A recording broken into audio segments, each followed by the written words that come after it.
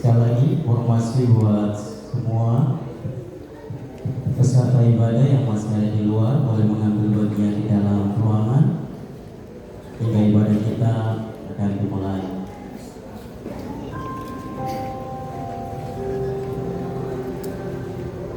Iya, dari tempat ini saya sapa kita semua.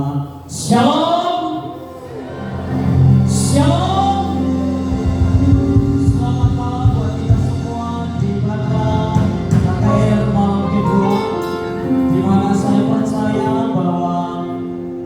Ibadah KTR malam pertama kita semua sudah diberkati oleh Tuhan, dan di malam kedua ini juga saya percaya bahwa ada berkat Tuhan yang khusus untuk malam kedua bagi mereka yang datang untuk memuliakan Tuhan. Dari tempat ini saya sampaikan selamat datang buat semua hamba-hamba Tuhan, bahkan tamu undangan dan seluruh jemaat Tuhan yang datang bergabung beribadah di malam ini. Segala puji hanya bagi Tuhan, dan kita akan beribadah kepada Tuhan. Mari Bapak Ibu siapkan hati, pikiran, siapkan seluruh hidup kita untuk menyembah, memuliakan Tuhan, terlebih lagi mendengarkan sabdanya, sehingga kita pulang dengan sukacita dan damai sejahtera dari tempat ini.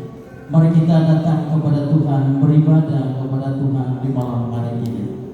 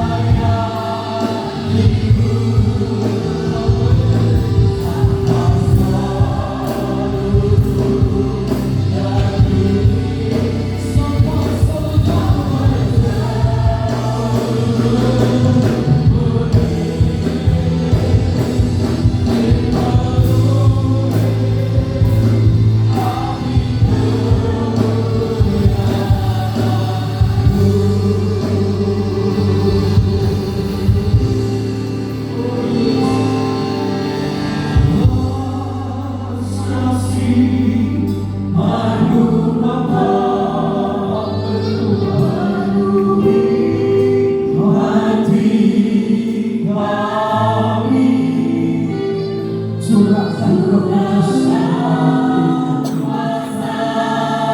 Kami percaya kekuatan Roh Kuduslah yang berkuasa atas hidup kami, atas pelayanan kami, atas ibadah kami, atas setiap hati yang datang, bahkan setiap hati yang merindu kasih dan anugerah. Haleluya Yesus. Sampai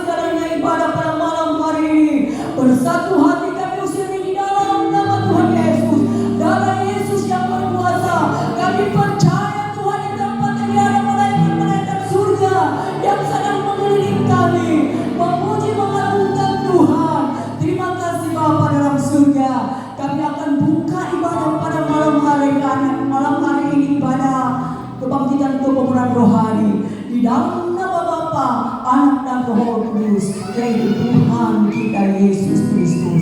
Haleluya, haleluya, amin.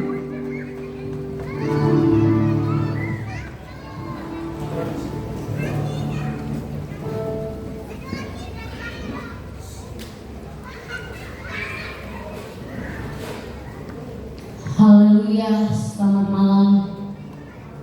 Saya akan menyapa saudara di malam hari ini dengan yang gede ini. Haleluya!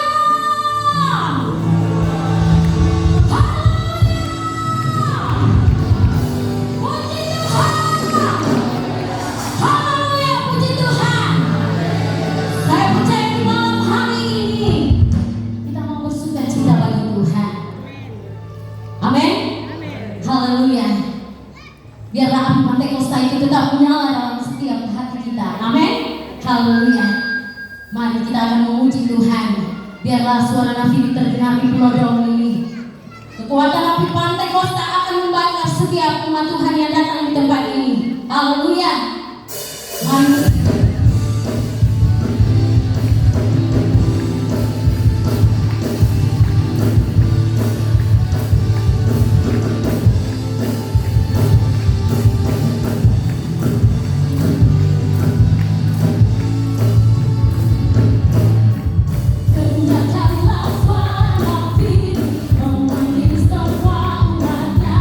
Dari seluruh penjuru datang untuk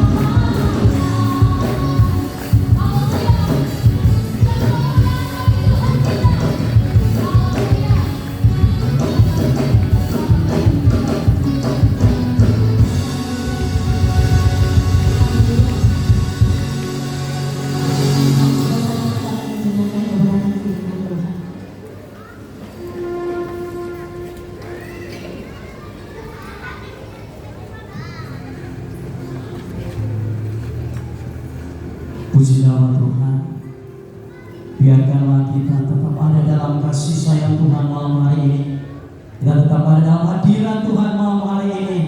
Saya percaya bahwa setiap waktu, tenaga, pikiran, keuangan yang Bapak Ibu bawa sampai di tempat ini boleh hadir malam hari ini. Dia Allah sang pemilik, Dia akan memberkati setiap kita. Dia datang dan melayani Dia dalam segala apa yang kita miliki. Tiba saatnya kita akan mendengarkan sabda firman Tuhan. Saya percaya setiap manusia hidup adalah firman itu sendiri. Kalau mau hidup, hiduplah di dalam firman, supaya firman itu menghidupkan kita seturut dengan kebenaran firman Tuhan. Siapkan hati kita masing-masing, supaya kita disirami dengan kekuatan api firman Tuhan, membakar setiap jiwa-jiwa, memberikan kekuatan bagi mereka yang lemah, memberikan jaminan bagi mereka yang putus asa, yang memerlukan jaminan dari Tuhan. Malam ini firman Tuhan adalah jaminan satu-satunya dalam hidup kita, pribadi lepas pribadi. Kita datang kepada Tuhan malam hari ini dalam pujian kita, mempersiapkan hati kita untuk mendengarkan sabda Tuhan.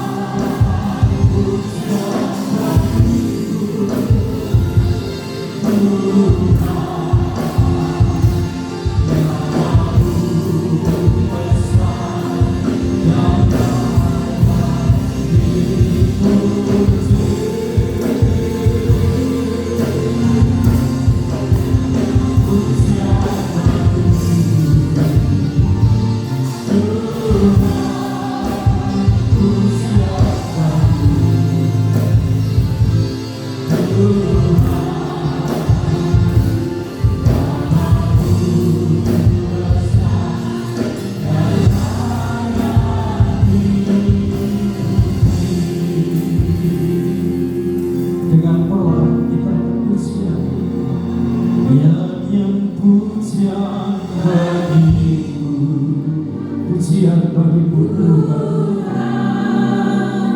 pujian bagimu Tuhan, namamu besar dan baik. Sekali lagi yang pujian bagimu. Haleluya, pujian bagimu Tuhan. Kepada Ibu kasih Ibu Moni sebagai pembicara kita di malam hari ini, saya mengundang Anda yang berbagian di altar. Oh, dan yang pujian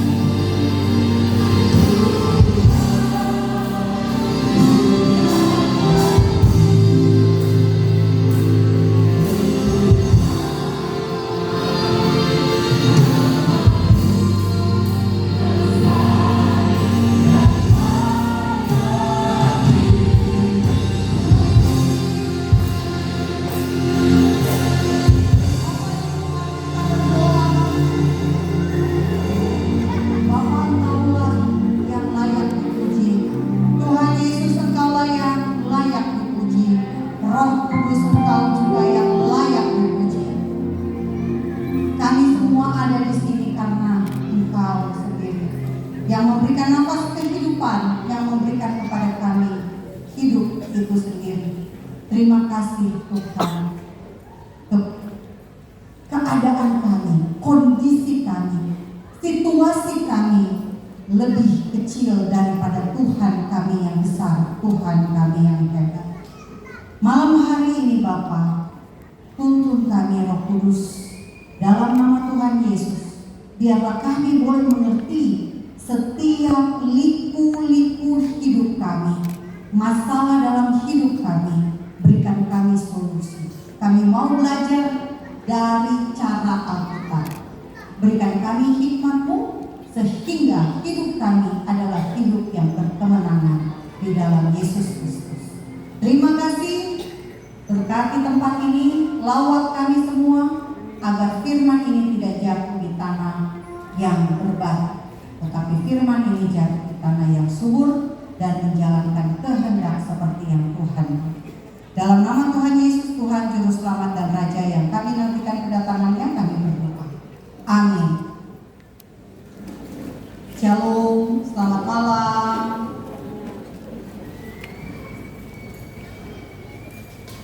Bapak Ibu semua, malam hari ini kembali saya Moni Breakers diminta untuk memberikan firman Tuhan, berbagi firman Tuhan. Bapak Ibu, saya bukan seorang lulusan SPP. Saya bukan seorang pendeta. Saya tidak kuliah di sekolah tinggi teologi. Tetapi saya bersyukur Tuhan membuka jalan.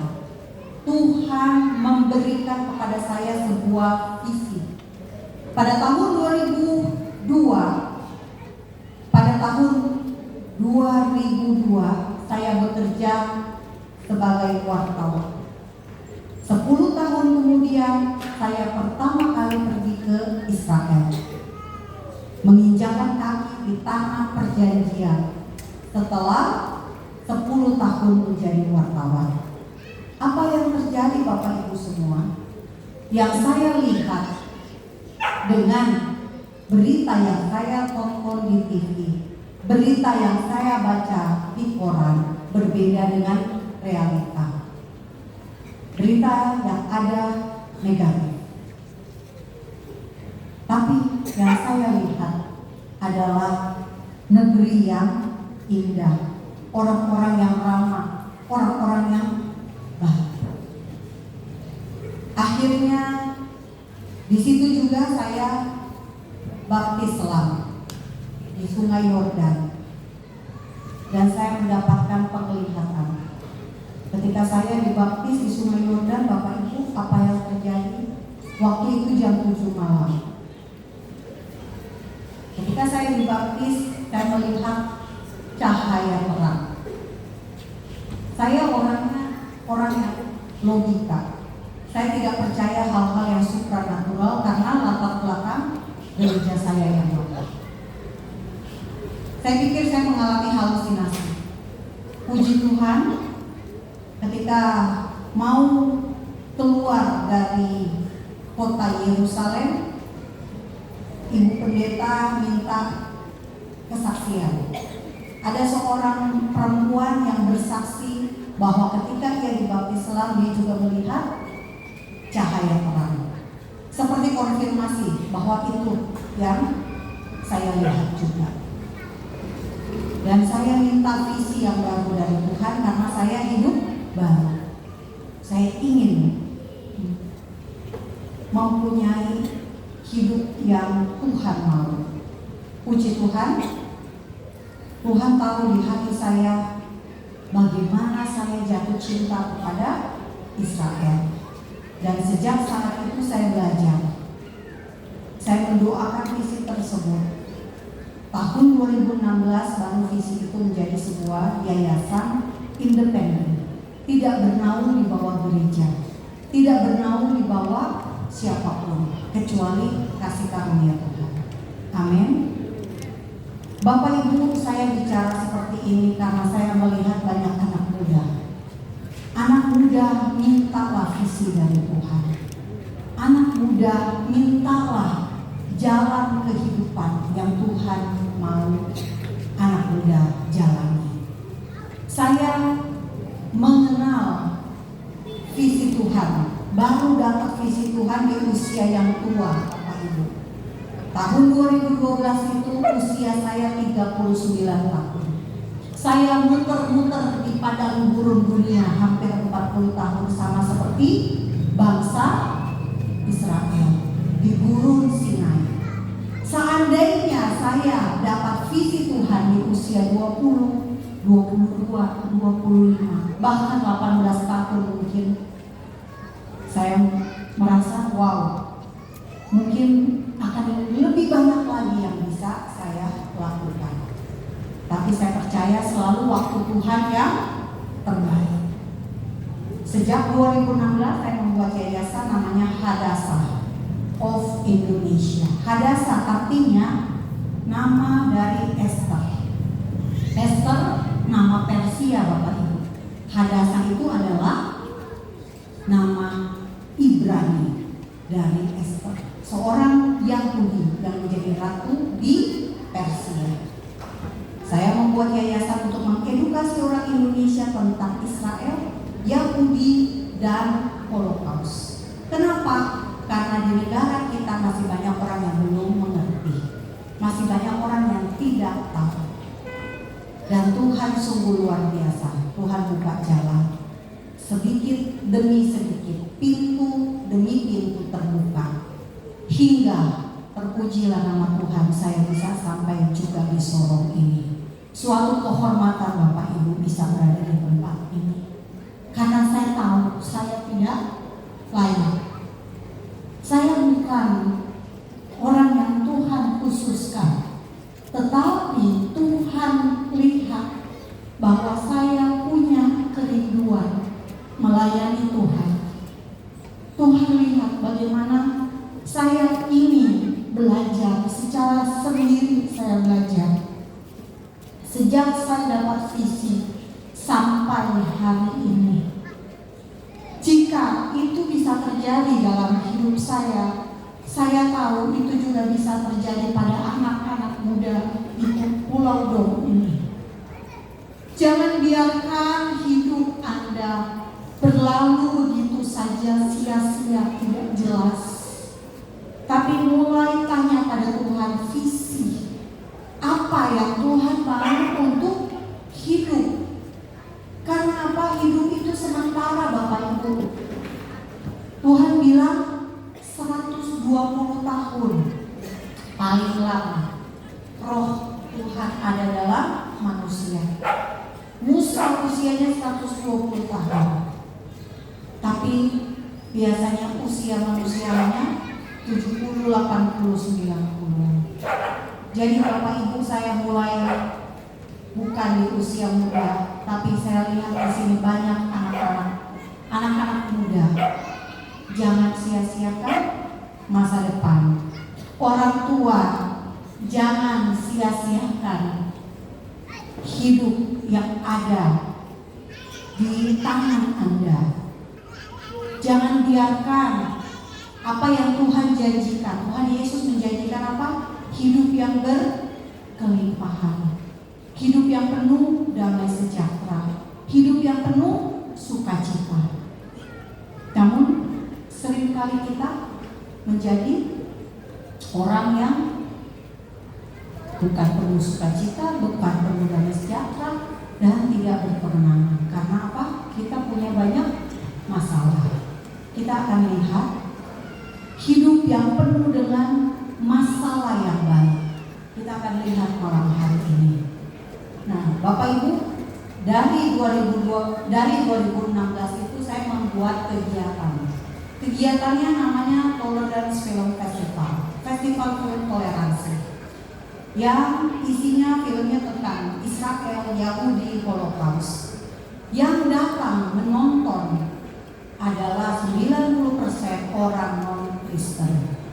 Sampai tahun 2022 saya mengadakan acara nonton film toleransi tentang Israel, yang datang masih 90% orang non-Kristen. Orang Kristen tidak tertarik Bapak Ibu. Orang Kristen tidak mau datang. Tapi Tuhan panggil orang-orang yang belum mengenal kebenaran untuk mengerti. Supaya apa? Supaya mereka juga ujung-ujungnya menjadi orang damai, orang yang mengenal kebenaran.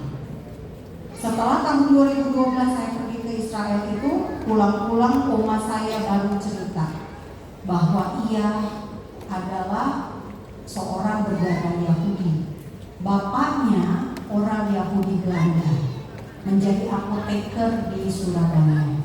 Oma saya sendiri lahir di Blitar, menikah dengan orang Indonesia dari Kepulauan Maluku. Jadi oma saya baru cerita tahun 2012. Kenapa dia baru cerita? Kenapa dia merahasiakan? Karena dia dibilang, diajar oleh ibunya, jangan kasih tahu kamu berdarah Yahudi karena kamu bisa dibunuh katanya. Jadi itulah sejarah sedikit singkat pelayanan saya, dan mengapa saya fokusnya kepada isu Israel itu semuanya karena Tuhan yang taruh di hati saya.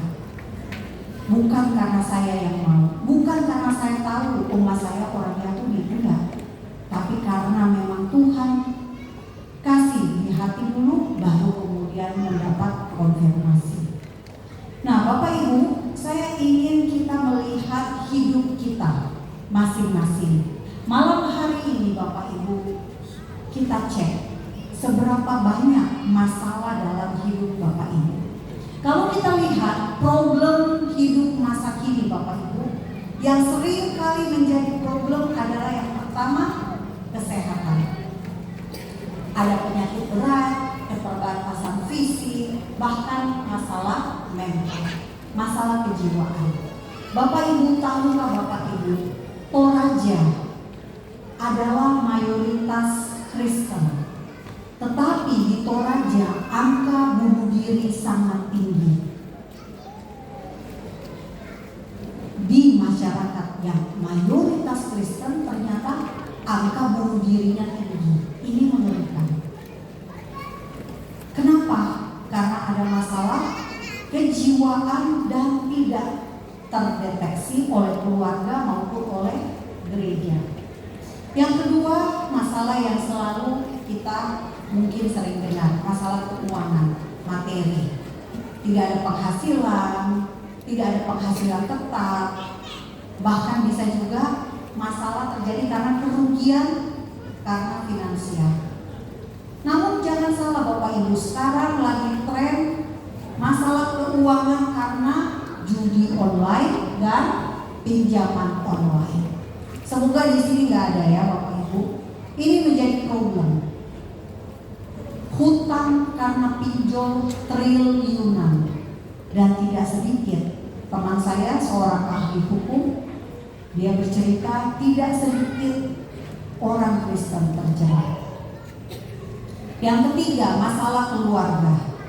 Bisa karena pertikaian antar saudara, menantu dengan mertua, putus hubungan, bisa karena masalah warisan, masalah suami istri dan sebagainya.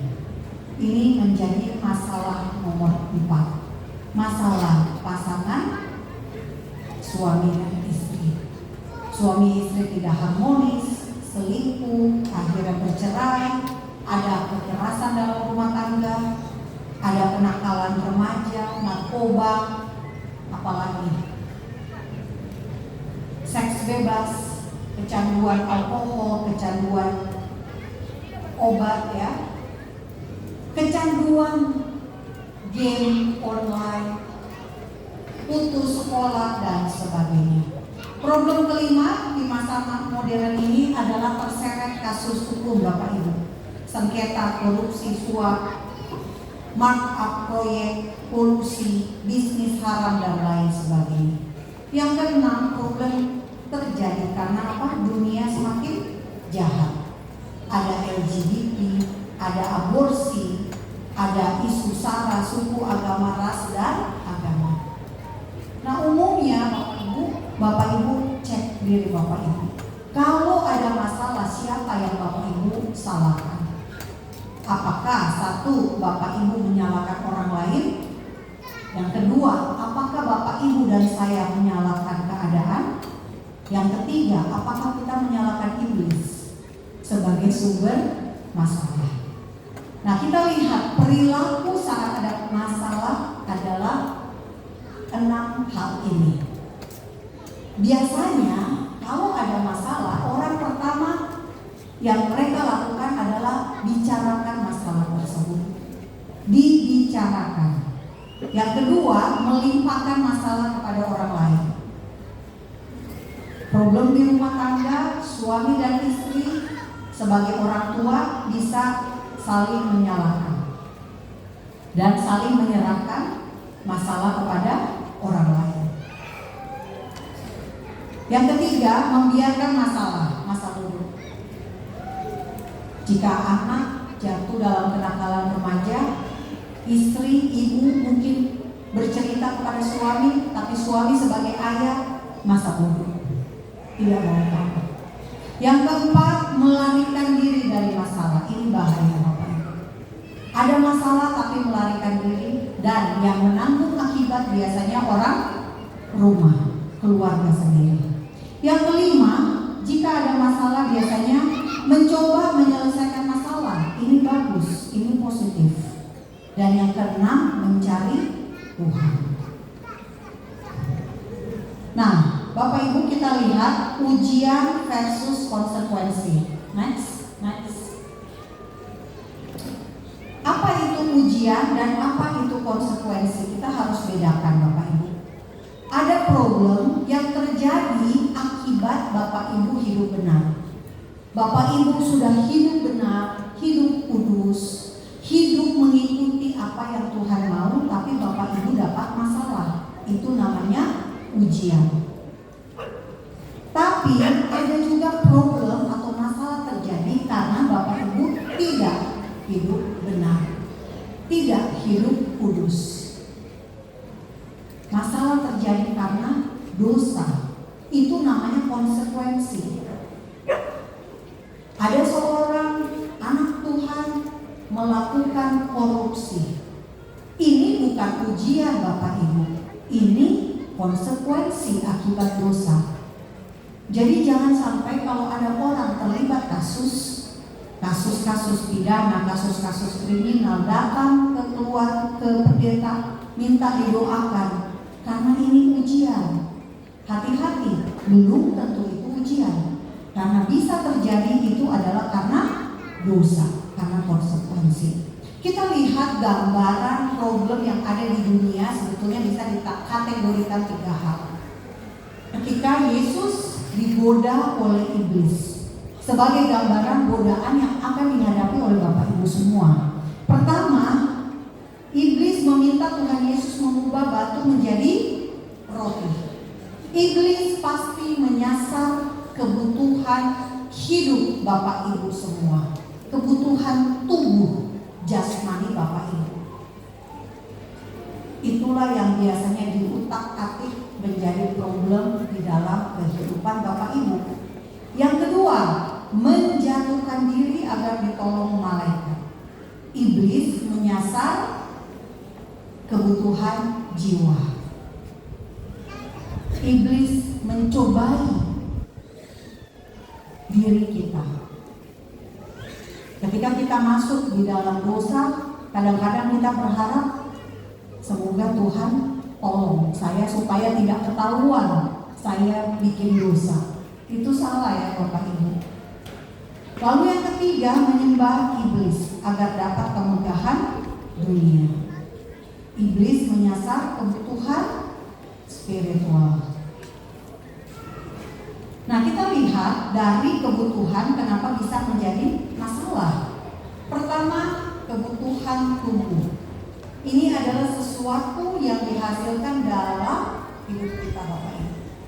Semua kebutuhan yang kita perlukan dalam hidup kita, makanan, pakaian, rumah, itu semua dibutuhkan.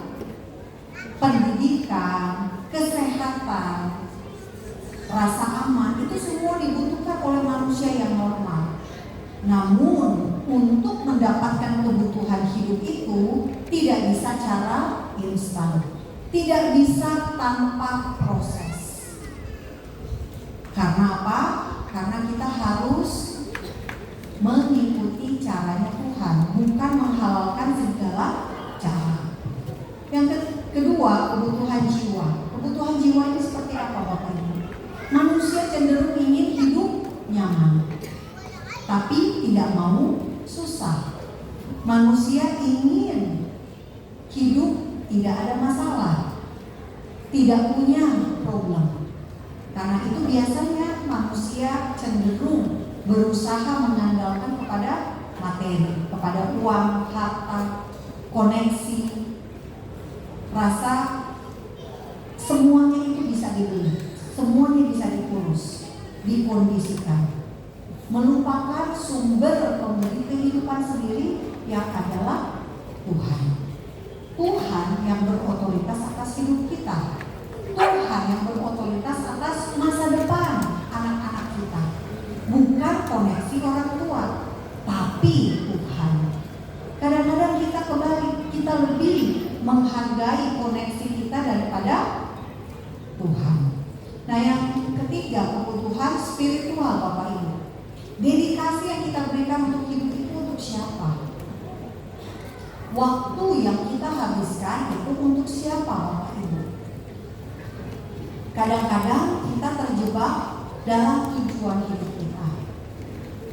Tujuan hidup orang tua kerja keras, banting tulang, keras keringat untuk memenuhi kebutuhan hidup keluarga.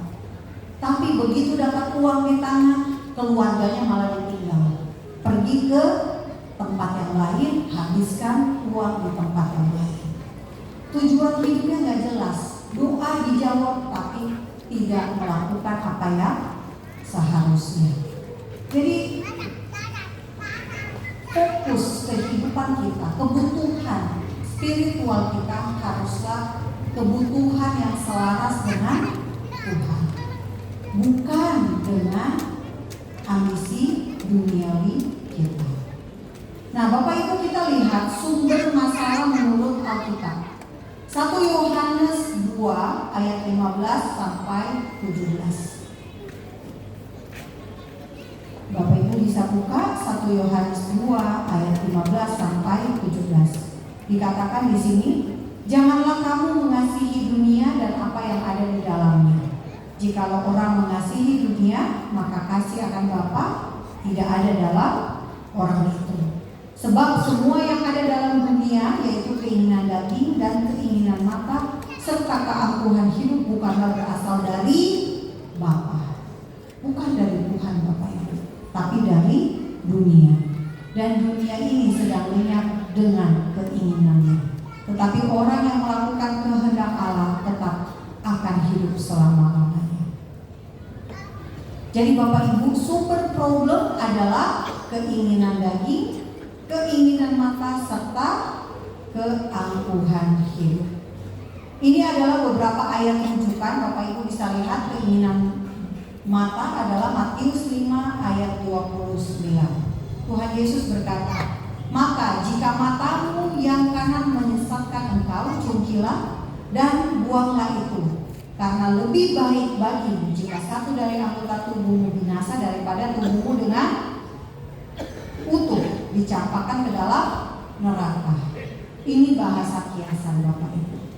Tapi kita mengerti, kita paham artinya bahwa keinginan mata sangat-sangat berbahaya. Makanya Tuhan Yesus bilang lebih baik nggak pakai mata, tapi selamat daripada ada mata masuk neraka. Jadi hati-hati Bapak Ibu, keinginan mata. Yang kedua, keangkuhan hidup. Yesaya 2 ayat 12. Dikatakan di sini, sebab Tuhan semesta alam menetapkan suatu hari untuk menghukum semua yang congkak dan angkuh, serta menghukum semua yang meninggikan diri supaya direndahkan. Ini keangkuhan hidup dan keinginan mata. Kita lihat sumber problem yang adalah sumber dosa adalah menabur dalam daging. Kita lihat Galatia Bapak Ibu 6 ayat 8. Sebab barang siapa menabur dalam dagingnya, ia akan menuai kebinasaan dari dagingnya. Tetapi barang siapa menabur dalam roh, ia akan menuai hidup yang kekal dari roh itu. Dan keinginan iblis ada juga Bapak Ibu menjadi sumber masalah buat hidup kita. Keinginan iblis yakni Yohanes 8 ayat 44. Dikatakan di sini, iblislah yang menjadi bapakmu dan kamu ingin melakukan keinginan-keinginan bapamu. Ia adalah pembunuh manusia sejak dahulu, sejak semula. Yang kelima, ingin kaya. 1 Timotius 6 ayat 9 sampai 10. Tetapi mereka yang ingin kaya terjatuh ke dalam pencobaan, ke dalam jerat berbagai nafsu yang hampa, mencelakakan, menenggelamkan manusia dalam keruntuhan dan kebinasaan. Akar segala kejahatan ialah cinta uang. Sebab oleh memburu uanglah beberapa orang telah menyimpang dari iman dan menyiksa dirinya dengan berbagai-bagai duka. Nah Bapak Ibu, kalau kita lihat Yakobus 1 ayat 12 sampai 17. Bagaimana Bapak Ibu membedakan antara ujian? Ujian adalah Bapak Ibu sudah hidup benar, tetapi Bapak Ibu dapat masalah, itu ujian. Tapi bagaimana Bapak Ibu membedakan antara ujian dengan godaan untuk melakukan sesuatu yang berbuat dosa, ujung-ujungnya berbuat dosa? Kita lihat Yakobus 1 ayat 12 sampai 17. Ayat 12 dikatakan orang yang bertahan dalam godaan adalah orang yang berbahagia. Apabila ia sudah tahan uji, ia akan memperoleh mahkota kehidupan. Ini kalau ujian Bapak Ibu. Bapak Ibu bisa baca nanti ayatnya sendiri, tapi ini adalah poin-poin dari setiap ayat. Yakobus 1 ayat 13 dikatakan, godaan bukan dari Tuhan, sebab Tuhan tidak menggoda siapapun Bapak Ibu. Ayat 14 dari Yakobus 1, orang digoda oleh keinginan dalam dirinya sendiri. Jadi jangan nyalahin iblis. Kadang-kadang kita sering menyalahkan iblis, menyalahkan setan. Padahal orang digoda oleh keinginan dalam dirinya sendiri. Ayat 15. Keinginan dalam diri itulah yang mendatangkan dosa. Sekali lagi Bapak Ibu, ini ada di Yakobus 1 ayat 12 sampai 17. Saya hanya mengambil intisarinya. Bapak Ibu bisa baca ayatnya secara utuh. Dosa yang sudah matang menurut ayat 15 dikatakan melahirkan maut. Ayat 17, Bapa di surga memberikan yang baik, anugerah yang sempurna.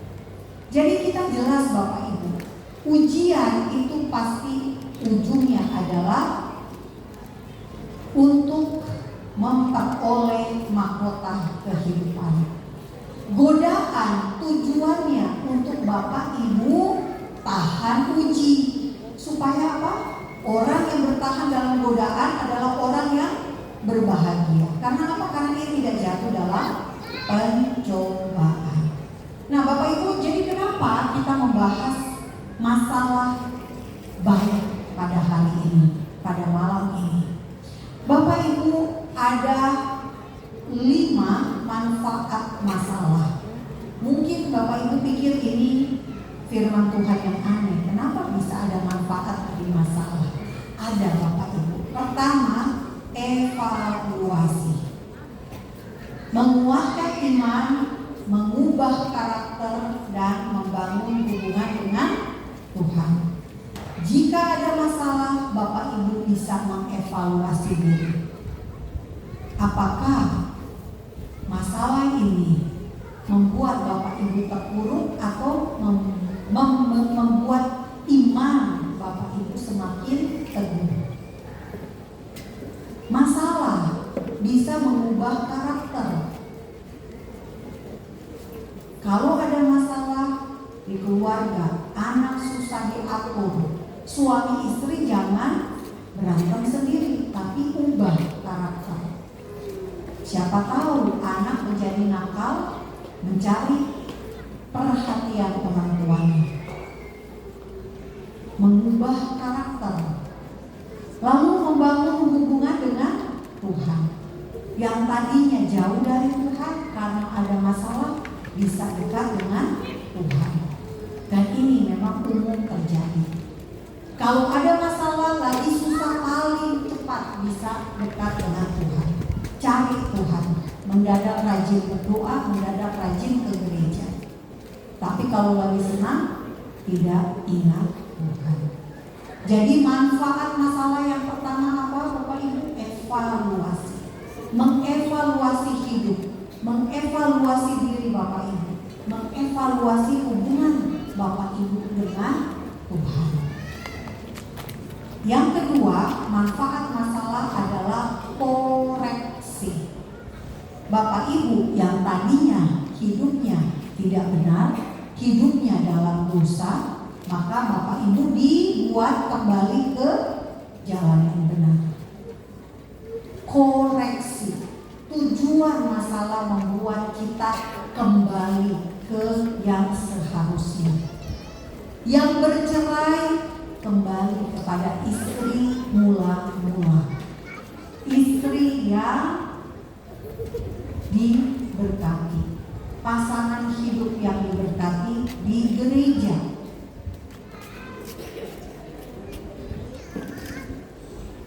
Yang ketiga, proteksi. Masalah terjadi untuk menghindarkan dari masalah yang lebih besar yang ada di masa depan. Bapak Ibu, ini pernah terjadi dalam keluarga kami. Suami saya bekerja di sebuah leasing dan dia dituduh melakukan suap kepada auditor. Padahal tidak terjadi. Kenapa dia tidak perlu menyuap? Karena leasingnya sudah nomor 2 di se-Indonesia. Pencapaian penjualan terbaik se-Indonesia nomor 2. Tapi dia difitnah. Akibatnya suami saya dicopot dari kantor cabang tersebut. Mobil dinas ditarik, gaji diturunkan, jadi pegawai biasa, bukan lagi kepala cabang. Kita pikir, Tuhan, kenapa ini menimpa keluarga kami? Kenapa ini? Saya juga berpikir, kenapa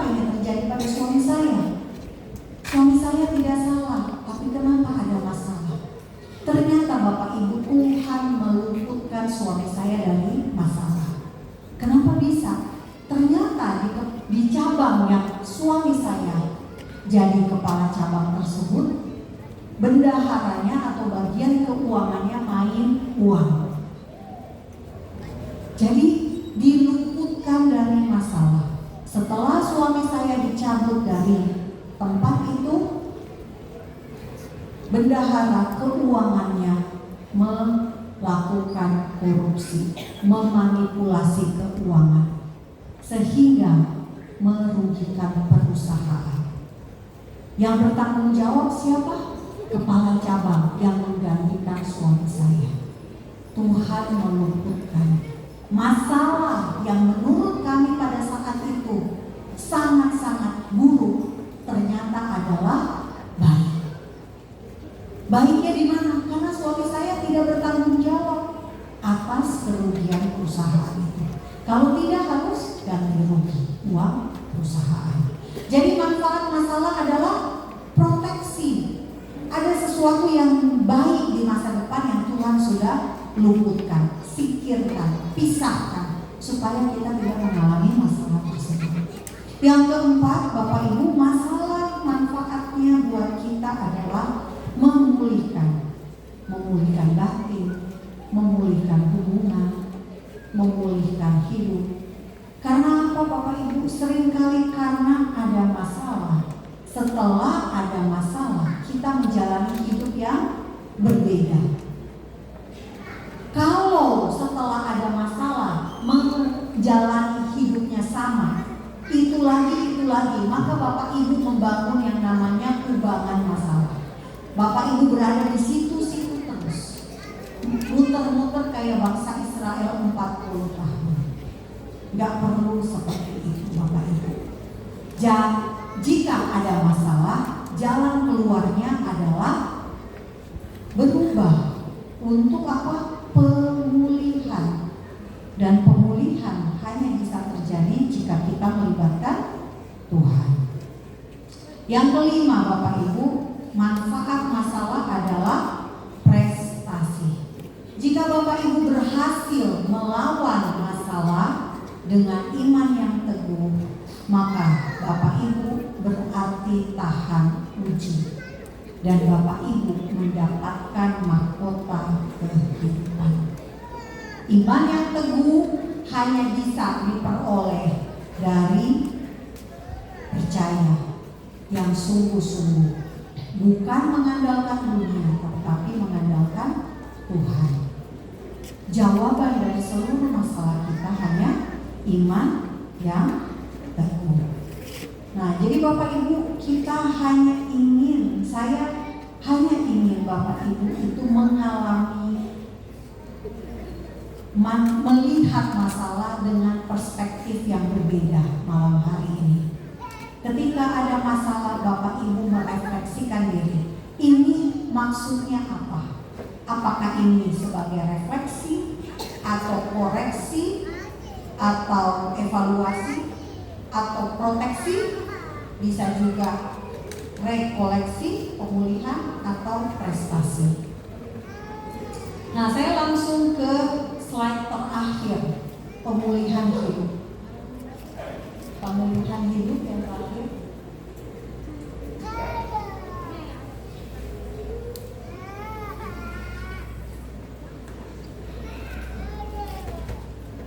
Ya, Bapak Ibu, kita akan melihat pemulihan hidup. Pertama, sebelum keluar dari suatu masalah, pertama-tama diri sendiri Bapak Ibu yang perlu dibereskan. Kadang-kadang kita manusia cenderung menyalahkan orang lain, cenderung menyalahkan pasangan hidup, cenderung menyalahkan keluarga. Bahkan kadang-kadang kita, yang tadi saya katakan, menyalahkan iblis. Padahal apa? Padahal dari dalam diri kita sendiri ada keinginan daging, keinginan mata, dan keangkuhan hidup. Sebelum memulihkan orang lain, Bapak Ibu, pasangan, anak, keluarga kita, diri kita sendiri perlu dipulihkan.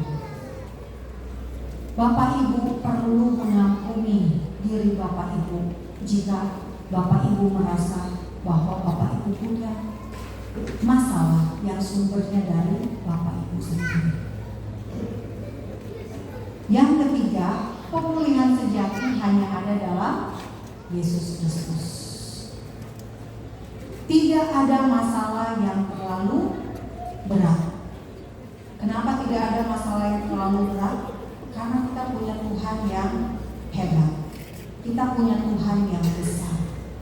Tuhan yang bisa dan sanggup dan mau menanggung masalah kita, tapi dengan caranya Tuhan. Seringkali kita maunya menyelesaikan masalah dengan cara kita, bukan cara Tuhan. Hidup kita Bapak Ibu, seberapapun rusaknya bisa dipulihkan. Seberapapun buruk keadaan Bapak Ibu, ada jalan keluar. Seberapapun berat sakit penyakit, Tuhan Yesus 2000 tahun yang lalu telah memberikan kesembuhan. Nah, Bapak Ibu, saya ingin Bapak Ibu mempraktekkan apa yang saya dan suami praktekkan selama ini. Kalau saya sakit, saya dan suami biasanya akan tumpang tangan dan berdoa dalam nama Yesus. Berdoa dalam nama Yesus dan tumpang tangan agar sakit penyakit itu disembuhkan. Dan saya sudah mengalami Bapak Ibu 5 kali kesembuhan secara adikodrati, tanpa medis, tanpa obat, tanpa dokter, hanya dengan doa dalam nama Yesus. Dan saya percaya kalau saya bisa mengalami, Bapak Ibu juga bisa. Karena tidak ada anak emas dalam kerajaan surga.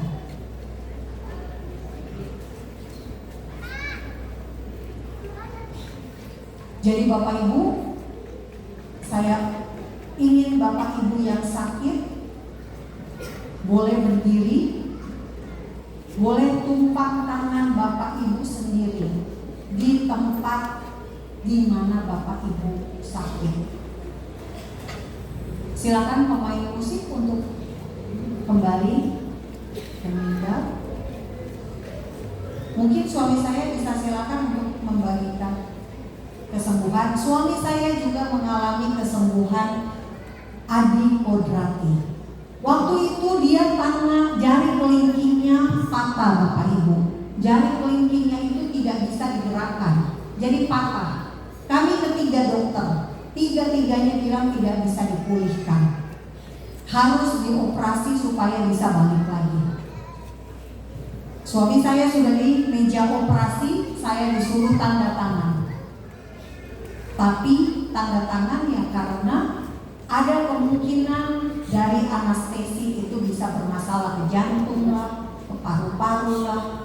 Nah saya nggak mau, karena saya pikir masa gara-gara jari kelingking bisa ke paru-paru, bisa ke jantung. Saya menolak. Lalu apa yang terjadi Bapak Ibu? Kita pulang, keluar dari meja operasi. Di rumah selama 2 minggu kami berdoa. Dan puji Tuhan, tangan suami saya kembali normal dengan doa dan puasa. Bapak Ibu, kami bukan pendeta, kami bukan hamba Tuhan yang bergelar STH, sarjana teologi. Kami hanya seperti jemaat-jemaat di sini, orang percaya Yesus, tapi mujizat bisa terjadi untuk kita semua asal kita percaya. Nah karena itu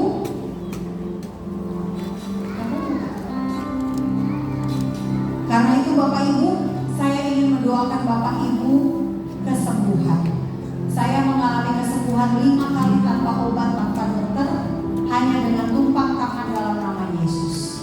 Dan itu saya minta Roh Kudus juga menjamah Bapak Ibu semua. Jika ada sakit penyakit Bapak Ibu, saya percaya Tuhan bisa memulihkan.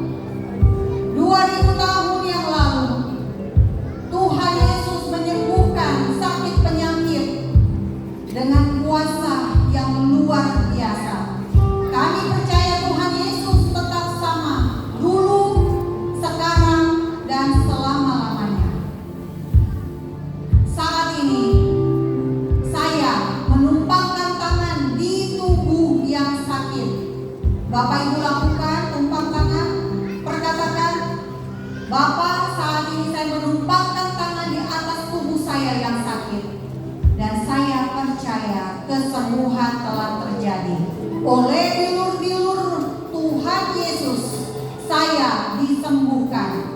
Oleh bilur-bilur Tuhan Yesus saya disembuhkan.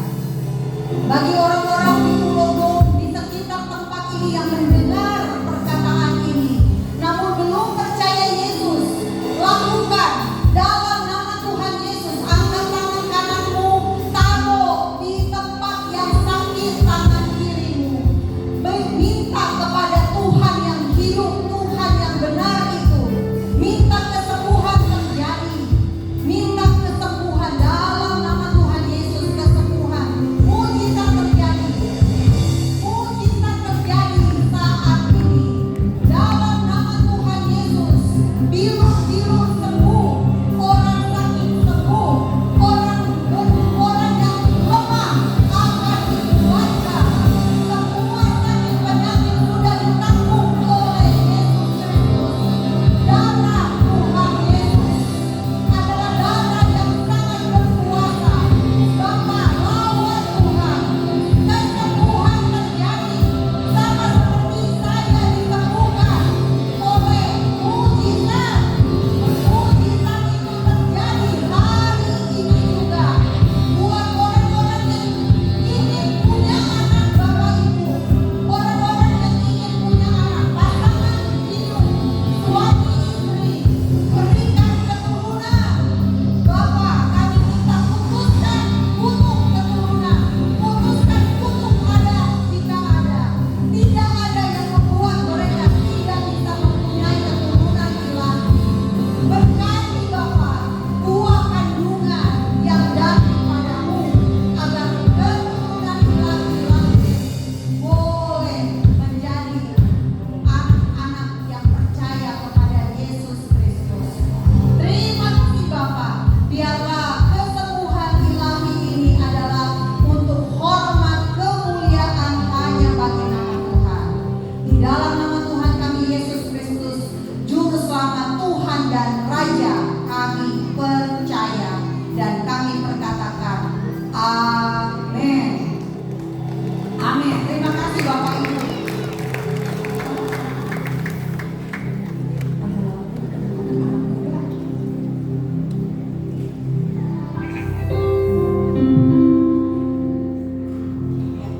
Bapak Ibu, sekarang saya ingin berdoa buat anak-anak muda. Saya ingin anak-anak muda bisa mendapatkan visi di usia muda mereka. Jangan seperti saya, di usia 39 tahun, sudah hampir 40 tahun putar-putar di padang gurun tanpa mengenal visi Tuhan buat hidup saya. Bapak Ibu, jika Bapak Ibu punya anak-anak muda, silakan. Saya berdoa buat anak-anak muda. Anak-anak muda bisa maju ke depan. Anak-anak muda yang ingin didoakan bisa maju. Jika Anda malu, jika Anda tidak mau, gak apa-apa, nanti minta doa pribadi. Tapi jika Bapak Ibu punya anak-anak muda, jika anak-anak ini Bapak Ibu percaya bahwa hidup mereka bisa berubah sejak masih muda, bukan menunggu tua seperti saya. Mari kita imani di usia DOM ulang tahun YPDI di DOM ini di usia 77 tahun, anak-anak muda akan menjadi seperti anak panah di tangan para pahlawan. Hamba-hamba Tuhan yang hadir di tempat ini boleh ikut turut mendoakan